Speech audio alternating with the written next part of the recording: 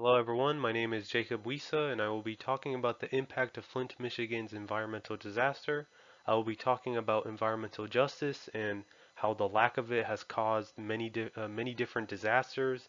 And I will also be talking about the solutions that come with bringing environmental justice to many of the communities plagued by the negatives of environmental production.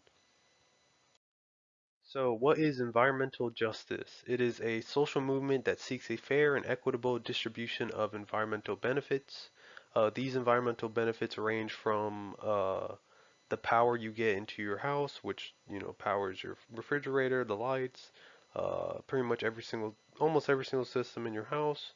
But that also includes the burdens that come with environmental production, such as fossil fuels, coal factories, any kind of facility, gentrification and zoning laws. Um, so pretty much environmental justice seeks a fair distribution of all the benefits across every single community in our country. So what happened in Flint, Michigan?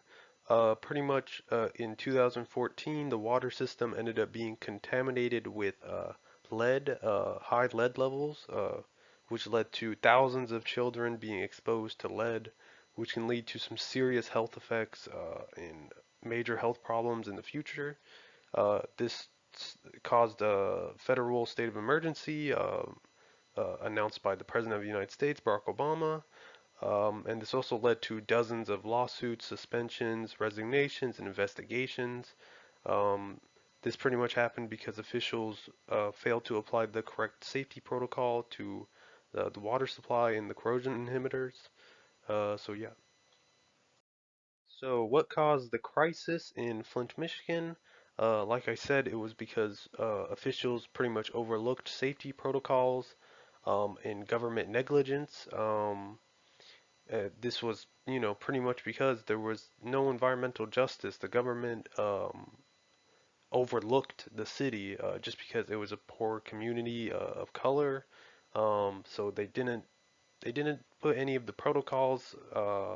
They didn't apply any corrosion inhibitors, and it was just a lot of mistakes from government officials, which obviously led to dozens of resignations and just a lot of failure at high levels of the government. Um, so yeah. So now I'm going to talk about the issues of no environmental justice, the problems that come with, a lack of it in communities.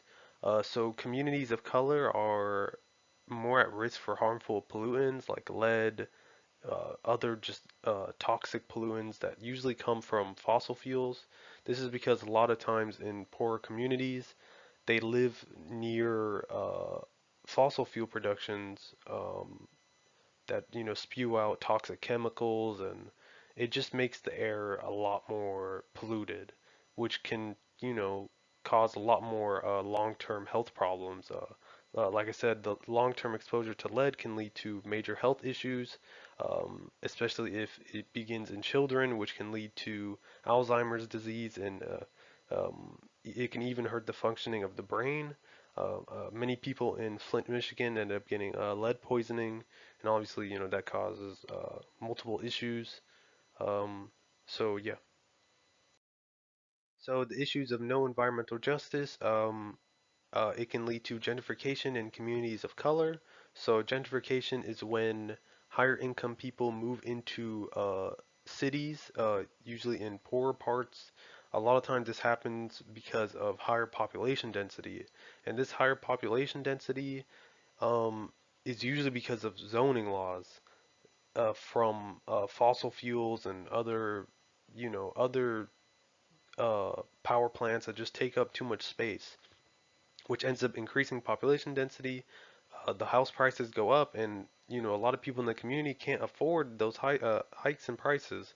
So that leads to people moving in with higher incomes. This is terrible because it displaces people both economically and socially, and it hurts the community as people come and go because they can't live in the city because the house prices keep on going up. The issues of no environmental justice. So many low-income communities are looked at from the government as groups that won't resist to environmental issues.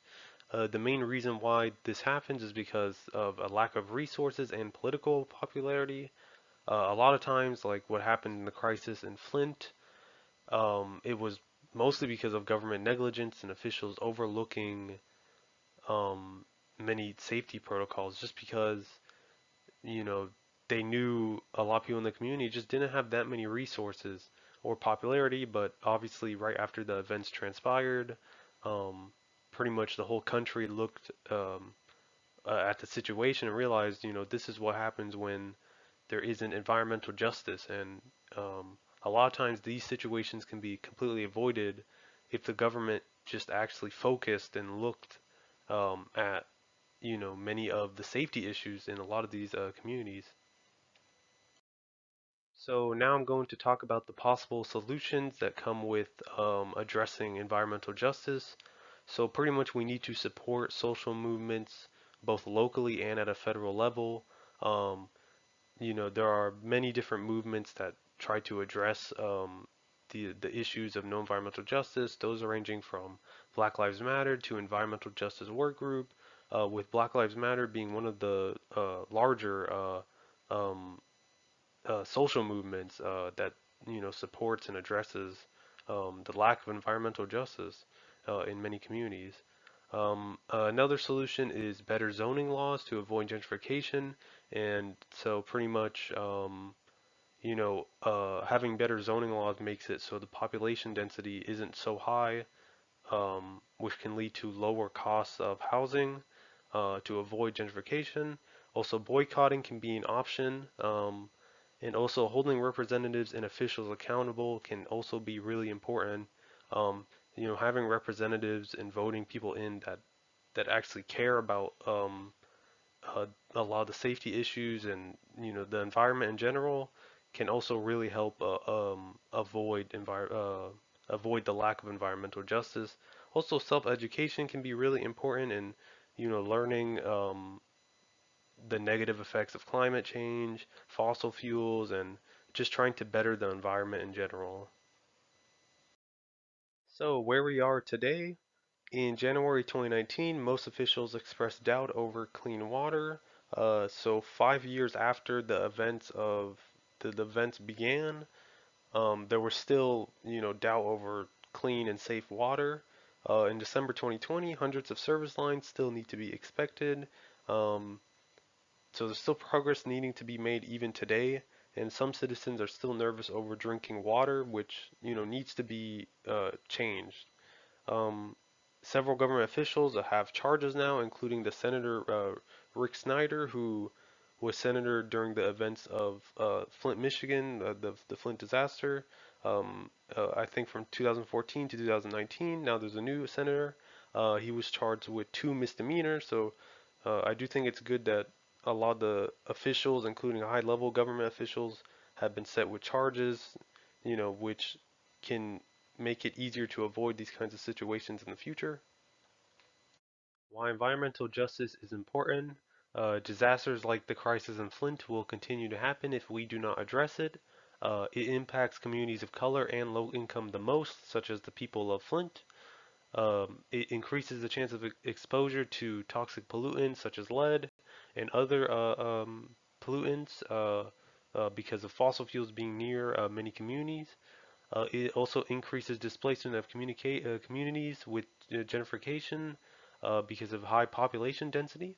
So we need to address environmental justice so we can avoid many of the negative effects, such as toxic pollutants and gentrification, and that it impacts low-income communities the most. Bringing environmental justice to low-income communities of color is key to having a more fair, safe, and free nation. We will be healthier because of less toxic pollutants in many of the communities, and we will be a lot more fair because many of the benefits of environmental production will be more spread out. We will be a more free nation, and we won't need, and many of the communities will not need to be binded by many of the issues that come with environmental production, and we will just be in general a more free nation. Thank you for listening to my presentation.